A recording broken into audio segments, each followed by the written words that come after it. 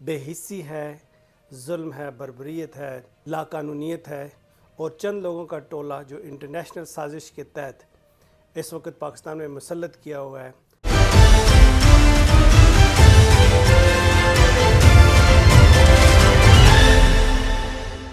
الحمدللہ رب العالمین والصلاة والسلام علی سید الانبیاء والمرسلین۔ This is Mujeeb Qazi and you're watching Washington Round Table on VOK TV۔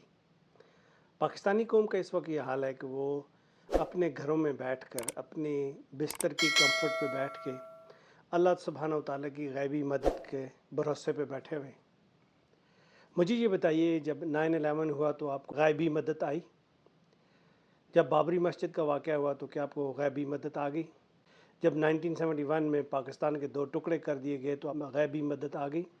جب سیلاب آتا ہے ہزاروں کے حساب سے لوگ مر جاتے ہیں، غیبی مدد آ گئی؟